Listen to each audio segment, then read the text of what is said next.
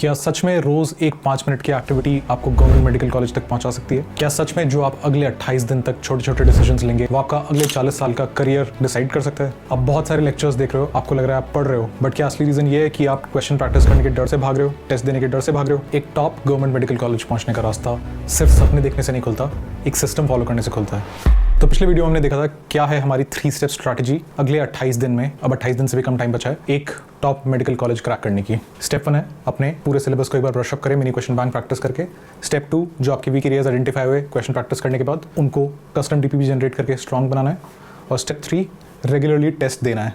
अब हम लोग देखने वाले हैं कि आपको डेली क्या सिस्टम फॉलो करना है जिससे कि आप इस स्ट्रैटेजी को टू द टी एकदम परफेक्टली एग्जीक्यूट कर पाएं। और उसके लिए मैं आपको 10 रूल्स बताने वाला हूं अगले कुछ मिनटों में। तो शुरू करते हैं। मेरा नाम है राहिल और पिछले 6 सालों में नीट प्रेप पे हमारा सिस्टम फॉलो करके 10,000 से ज़्यादा बच्चों का गवर्नमेंट मेडिकल कॉलेजेस में सिलेक्शन हुआ है। तो स्टेप 1 क्या है? स्टेप 1 है मेक रिविजन ऑब्वियस। ये वो 5 मिनट की एक्टिविटी है जो आपको रोज़ करनी है। रोज़ रात को सोने से पहले या सुबह उठने का the first thing that you should do is एक प्लान बना लीजिए कि आप क्या करने वाले हैं पूरे दिन पढ़ाई के लिए, और इसको आप टाइम ब्लॉक कर सकते हैं। तो ये प्लान किस तरह का दिखेगा? हो सकता है कि आपके प्लान में इस तरह से लिखा हो कि सुबह 7 से लेकर 9 तक मॉर्फोलॉजी ऑफ फ्लावरिंग प्लांट्स के क्वेश्चन प्रैक्टिस आपको करने हैं। उसके बाद लिखा हो ब्रेकफास्ट के लिए ब्रेक के बाद अगले 2 घंटे आपको फिजिक्स के किसी चैप्टर के क्वेश्चन प्रैक्टिस करने हैं, और लंच के बाद केमिस्ट्री के किसी चैप्टर के क्वेश्चंस आपको प्रैक्टिस करने हैं। बट आपके पास एग्जैक्टली लिखा होना चाहिए कि आप उस दिन क्या करने वाले हो। अभी जितना टाइम है उसमें शायद आप लास्ट का 7 दिन पूरा ओवरऑल रिवीजन के लिए बचा के रखोगे। आपको बहुत सारे टेस्ट्स भी देने हैं, तो शायद आपको पूरे सिलेबस के थ्रू एक बार रन थ्रू अगले 10 से 11 दिन के अंदर करना है। तो शायद आपको रोज़ के 7 से 8 चैप्टर्स रिवाइज करने पड़ेंगे। अगर आप कंफ्यूज होकर बैठ गए कि कब क्या करना है तो फिर पढ़ाई नहीं हो पाएगी। आप मेंटल बैंडविड्थ ज़बरदस्ती रैंडम जगह पे लगा दोगे और आप अनप्रोडक्टिव चीज़ें करना शुरू कर दोगे। इसलिए ये ज़रूरी है कि आप अपना प्लान पहले से बना के रखो। और ये प्लान बनाने में बहुत टाइम नहीं लगता, 5 मिनट नहीं शायद 2 मिनट लगता है ये डिसाइड करने में कि अगले दिन आपको क्या पढ़ना है, एग्जैक्टली आपको क्या करना है। अगर आपको टेस्ट देना है, आपको मिनी क्वेश्चन बैंक करना है, आपको कस्टम डीपीपीज जनरेट करके वीक एरियाज को स्ट्रॉन्ग करना है, ये सब चीज़ आप विद इन 2 से 5 मिनट डिसाइड कर सकते हैं। Rule number 2 minimum non negotiable. इसका मतलब ये होता है कि आपको रोज का एक मिनिमम गोल तो सेट करना ही करना है ताकि आप जबरदस्ती आलस के चक्कर में ना पड़ जाएं। The minimum that you have to do is आपको शायद रोज का 300 सवाल प्रैक्टिस करना जरूरी है। हो सकता है वो टेस्ट के फॉर्मेट में हो सकता है वो मिनी क्वेश्चन बैंक के फॉर्मेट में हो सकता है वो कस्टम डीपीपी के फॉर्मेट में हो, लेकिन आपको मिनिमम 300 से 400 सवाल प्रैक्टिस करना जरूरी है। अगर आप सोचोगे कि मैं एकदम फोड़ के रख दूंगा, रोज 16 घंटे पढ़ाई करूंगा, तो हो सकता है आप 1-2 दिन 3 दिन 4 दिन 16 घंटे कर पाओ। लेकिन अभी आप अगर 2 से 4 घंटे पर डे से सीधे 16 घंटे पे जाओगे तो 2-3 दिन के बाद आप क्रैश आउट कर जाओगे और फिर किसी दिन कुछ भी नहीं करोगे। वो होने से आपको रोकना है, एक मिनिमम कंसिस्टेंसी मेंटेन करके रखनी है, और वो मिनिमम कंसिस्टेंसी होनी चाहिए 300 सवाल per day from now till the रीनीट। तो ये वीडियो वैसे तो उन बच्चों के लिए जो रीनीट 2026 देने वाले हैं, लेकिन अगर आप नीट 2027 भी देने वाले हैं तो आप याद रखिए कि आप इसी सिमिलर पोजीशन में होंगे अभी से लगभग 10 से 11 महीने बाद। तो आप सोच के रखिए कि आप अभी जो भी प्रैक्टिस कर रहे हैं आपको इस चीज़ के लिए ऑप्टिमाइज करना है कि नीट से जस्ट पहले आपके रिवीजन के लिए वो परफेक्ट हो। अभी आप जितने क्वेश्चंस प्रैक्टिस कर रहे हैं उसमें जो भी आपको टफ लग रहा है, अगर उसका आप अभी से बुकमार्क करके रख लेंगे तो नीट से जस्ट पहले आपके लिए रिवीजन बहुत आसान हो जाएगा। रूल नंबर 3 वो है डेली मार्क्स हार्वेस्टिंग। इसका मतलब रोज आपको डिसाइड करना है कि कैसे आप अपना स्कोर कंसिस्टेंटली बढ़ाएंगे। इसका क्या मतलब होता है? अभी इतना टाइम आपके पास शायद नहीं बचा है कि आप बहुत सारे नए चैप्टर्स, जो चैप्टर्स को आपने पहले टच भी नहीं किया है, उसको पढ़ के स्ट्रॉन्ग कर पाएं। इसलिए आपके लिए ये करना ज़रूरी है कि जो आपको पहले से आता है उसको आप एकदम सॉलिड कर लें। तो व्हेन आई से मार्क्स हार्वेस्टिंग, उसका क्या मतलब होगा? जब आप क्वेश्चन प्रैक्टिस कर रहे होंगे तो आप रियलाइज़ करेंगे कि कंसिस्टेंटली कुछ सिमिलर तरह की गलतियां आप कर रहे हैं। फॉर एग्जांपल क्वेश्चन के अंदर कहीं पे नॉट नहीं पड़ा, अगर आप इस तरह की गलतियां कर रहे हैं तो आपके लिए रिवीजन करना ज़रूरी है ताकि आप ये गलती दोबारा ना करें।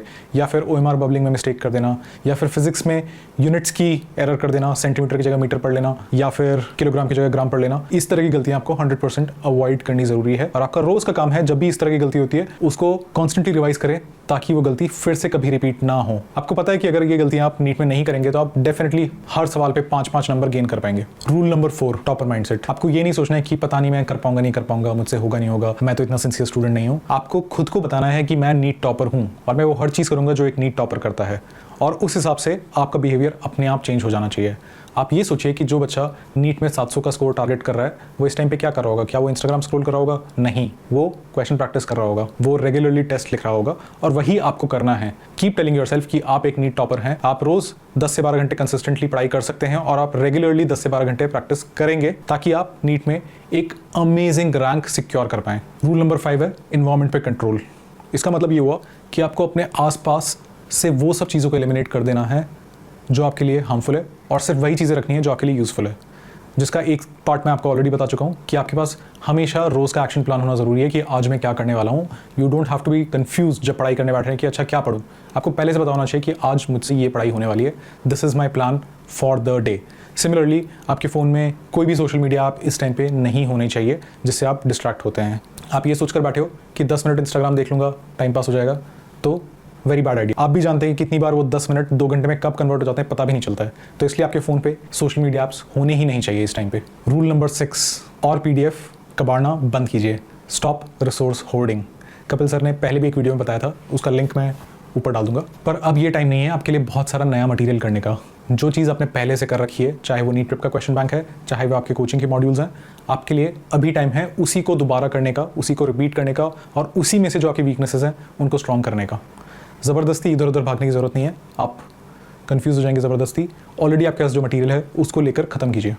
आपको अगर एक ही जगह पे अपनी सारी क्वेश्चन प्रैक्टिस करनी है तो नीट प्रेप ऐप पे ही आप mini question bank, custom practice और टेस्ट का लूप रन कर सकते हैं ताकि आपकी प्रिपरेशन पूरी एक ही जगह पे कंप्लीट रहे। Rule number 7, always analyse tests. हर टेस्ट देने का फायदा आपको तभी मिलता है जब आप उसमें अपनी मिस्टेक्स को एनालाइज करते हैं, जब आप ये देखते हैं कि आपसे गलती कहाँ हुई। हो सकता है वो गलती टाइम मैनेजमेंट से रिलेटेड हो, आपने फिजिक्स से शुरू कर दिया और फिजिक्स डिफिकल्ट थी, एज अ रिजल्ट आपके बायो के क्वेश्चंस छूट गए जो आपको पहले से आते थे। इस तरह की मिस्टेक्स आपको अवॉइड करनी है। या फिर कहीं पे आपने पैनिक में OMR बबलिंग में मिस्टेक कर दिया, या फिर आपने कैलकुलेशन एरर्स कर दिए टाइम की वजह से या किसी और वजह से, तो जब तक आप टेस्ट का एनालिसिस नहीं करेंगे तब तक आपको टेस्ट देने का पूरा फायदा नहीं मिलने वाला है। एक जनरल रूल ऑफ थंब है, आप अगर टेस्ट देने में 3 घंटा स्पेंड करते हैं तो आपको कम से कम 3 घंटा, आइडियली उससे ज़्यादा टाइम टेस्ट एनालिसिस पे भी स्पेंड करना चाहिए। Rule number 8, protect biology. NEET के एग्जाम में 720 में से 360 नंबर बायो से होते हैं।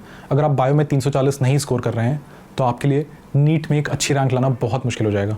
इसलिए ये ज़रूरी है कि आप बायो में 100% सर्टन रहें। इसलिए ज़रूरी है कि आपकी बायो इस टाइम पे बहुत स्ट्रांग हो। जब आप क्वेश्चन प्रैक्टिस कर रहे होंगे तो आपको हर क्वेश्चन का NCERT सोर्स दिख रहा होगा। अगर आपसे कोई क्वेश्चन गलत होता है तो आप NCERT के उस सेक्शन में जाकर उस सेक्शन को दोबारा पढ़िए। अगर आपसे एक चैप्टर में बार बार बहुत सारी गलतियां हो रही है तो पूरा चैप्टर आप दोबारा पढ़िए। NCERT के चैप्टर्स को आपके लिए बायो में स्पेशली बार बार पढ़ना ज़रूरी है। इस टाइम पे आपके लिए रिवीजन बहुत ज़रूरी है ताकि आपको पता हो कि NCERT किस कोने से कौन सा क्वेश्चन बन के आ सकता है। और एक और चीट कोड मैं आपको बता सकता हूँ कि आप नीट प्रेप वेबसाइट पे जब NCERT की ई बुक खोलेंगे तो आपको PYQ मार्क्ड NCERT मिलेगी, जहाँ पर क्लियरली मार्क्ड है कि कौन सी लाइन से कौन सा क्वेश्चन कौन से साल में आया था। आप उस पर क्लिक करके देख सकते हैं कि कौन सा सवाल आया था, और आप ये भी देख सकते हैं कि कौन से सेक्शन से NCERT के जिससे NTA बार बार सवाल पूछता रहता है। रूल नंबर 9, किसी मॉक टेस्ट या किसी सेटबैक को अपना पूरा हफ्ता डिस्ट्रॉय मत करने दीजिए। ऐसा हो सकता है कि अगले कुछ दिनों में जब आप टेस्ट देंगे तो आपका स्कोर खराब आए और आप स्पाइरल करने लग जाओ कि यार मेरा तो स्कोर खराब आ रहा है, पता नहीं नीट में क्या होगा।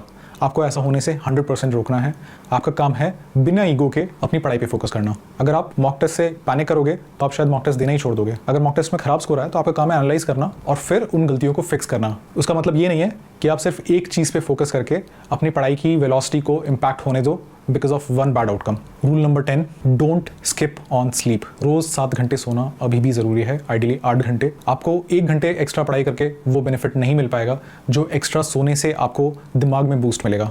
आप जो इस टाइम पे पढ़ रहे हैं, हो सकता है जो आप आज भी पढ़ें वो आप नीट तक भूल जाएं। इसलिए आपके लिए हर चीज़ रिटेन करना ज़रूरी है और रिटेंशन के लिए स्लीप बहुत ज़रूरी है। तो आप स्लीप पे स्किप मत कीजिए। जो लोग कह रहे हैं कि 4 घंटे सो, 5 घंटे सो, उनकी बात को इग्नोर मारना है। एटलीस्ट 7 घंटे सोइए, आइडियली 8 घंटे। मुझे आपको बताने की ज़रूरत नहीं है कि बहुत सारी स्टडीज़ में कंटिन्यूसली बार बार ये प्रूव हो चुका है कि ज़्यादा सोने से आपका दिमाग बेटर परफॉर्म करेगा, वरना आप दिन भर पढ़ते रहोगे और आपको याद ही नहीं हो पाएगा आपने पढ़ा क्या था। तो आखिरी के कुछ दिन बचे हैं, बिल्कुल पैनिक नहीं करना है, काम रहना है, कंसिस्टेंटली एक सिस्टम फॉलो करना है, जो सिस्टम मैंने आपको बताया, और नीट में एक अमेजिंग स्कोर लेकर आना है। जबरदस्ती इधर उधर नहीं भागना है, खुद पे भरोसा रखना है। अगर आप खुद पे भरोसा रखेंगे तो आप नीट क्रैक जरूर कर सकते हैं।